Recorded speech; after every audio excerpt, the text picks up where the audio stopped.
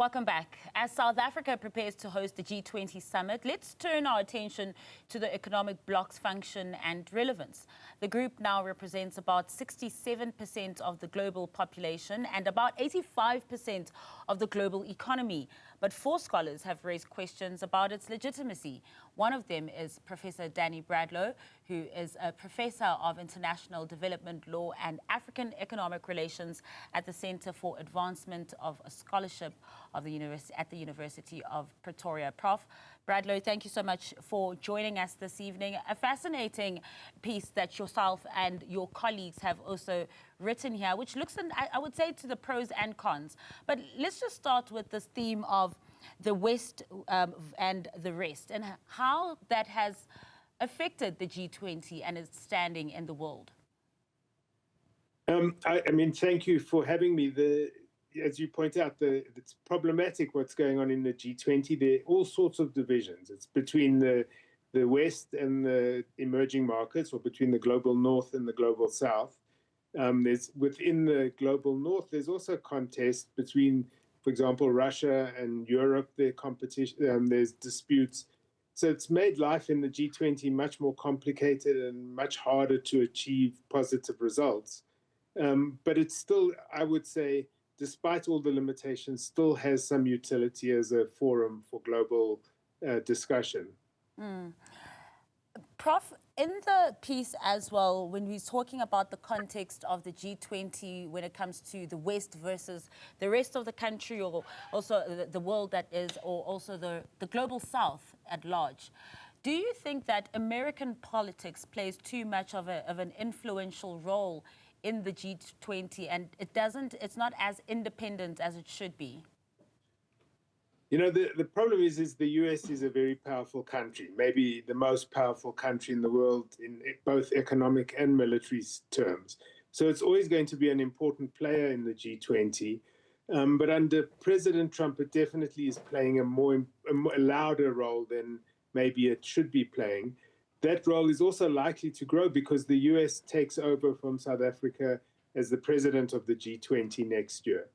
But I think, as an example of the fact that despite the US, some things can be achieved in the G20. South Africa, for example, has this year managed to raise attention and awareness in the world about the problems that Africa is facing in terms of the debt issue in Africa, in terms of access to financing, and the fact that Africa is not getting the financing that it needs, and that the cost of the financing is too high. It's also raised the question of critical minerals and the role that should play in African development. So it has achieved some things despite the US. But the fact that the US is there is no question is a complicating factor. And considering those things that have been achieved despite the US, will all that working be undone? I mean, when we look at the past 4 or 5 years or so, the G20 has had presidency in the global South countries like India, like South Africa, like Brazil, who had themes that highlighted socio-economic inequalities and solidarity. But then now that we're handing over to the US, who sees these themes, and this is according to the US Secretary of State, Marco Rubio, who said this, that to say these themes that are of economic, social inequalities and highlighting those, they are politically divisive, and that they just reek of diversity, equity, and inclusion agenda. Now, we know that the DEI agenda has been largely lambasted by the MAGA group and the Trump administration. There's no question that the big issue facing South Africa is how do they make sure that the achievements that have been made are carried forward, and that we can't count on the US to carry that forward next year. There are other ways to do that. So, for example, when Brazil chaired the G20 last year, it created a Hunger and Equality Commission, which is connected to the G20 in the sense that it grew out of the G20, but exists somewhat independently of the G20. And so it could be possible for South Africa, for example, on the debt and the development finance issue, to say, we're going to create a structure that exists next to the G20, and that's going to come out with reports discussing the issue next year and explaining what what the problems that are confronting Africa is and how the G20 can help solve some of those problems. And that even if the US doesn't like that, that could still happen on the side of the G20. It could do that, for example, in connection with the G7, which next year is chaired by France. It can do that working together with the UK, which will take over from the US in the G20. So there are some ways, and President Ramaphosa has taken some steps to do that. As you know, he's created an African expert panel to advise him on the debt issue. He's created a panel on inequality to work with. And so maybe there's a way to take that work and those groups forward into 2026 to keep the attention on those issues. Now, Prof, how would you compare a G20 created in 1999 and its influence and role and power in 1999 versus a G20 in 2025? I think if the G20 were being created today, it would be created differently. Many of the countries that are there are still among the 20 biggest economies in the world, which was the standard used when it was created in 1999. The one country that would not be there probably, or might not be there, is South Africa, because we're not one of the 20 biggest economies, but there needs to be African representation. And so that's why South Africa is there, and now the AU has been added as a member. Other countries that might drop out would be some country like Argentina. But for political reasons, it's there. So I think if it were created now, one would have to think differently, both about which countries you would invite and also about how to structure it. Because it's important to remember that the G20 is really a self-selected body. No one appointed them. And, there are 193 odd countries in the world. And why should 20 have this sort of privileged position? But on the other hand, as the UN shows, it's very difficult to make decisions with every country in the world.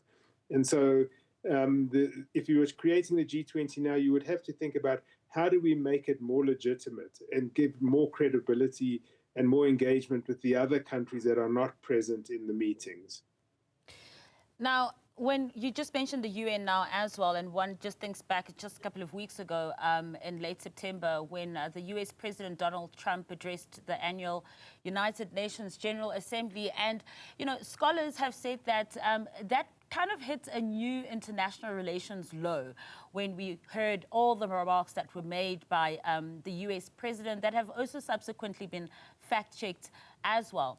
Considering the G20 presidency in the United States next year, off the back of such a speech at the United Nations, what does a G20 presidency in the US look like then? I mean, it's a very good question, and I'm not sure we know the answer for sure. The one thing we can say is the US has said they're going to streamline the G20, which means reduce some of the working groups and some of the meetings that take place. And I think most people would agree that in theory, that's a very good idea.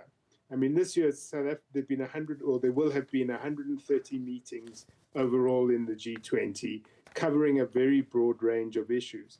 And so to narrow that is not in itself wrong. The question is, how's he going to do that, and which are the issues that he would like to see dropped? And as you suggest, it's going to be issues around sustainability, equality, solidarity, which are exactly the sorts of issues that the world really needs to be addressing. So it's going to be a challenge to think through that. I mean, I think, as we know with President Trump, what he says today isn't necessarily what he's going to say tomorrow. And so if depending on what happens in the world in the next year, maybe he'll change his tune, and you need the G20 to play a more constructive role than he seems to be suggesting now. And that's why I think we have to be a little bit cautious in imagining what could happen next year. But it is a big question. Yeah, I guess we'll have to wait and see. Prof, thank you so much for your insights this evening. Really appreciate your time. That, of course, was Professor Danny Bradlow, who's a professor of international development law and African economic relations at the Center for Advancement of Scholarship at the University of Pretoria.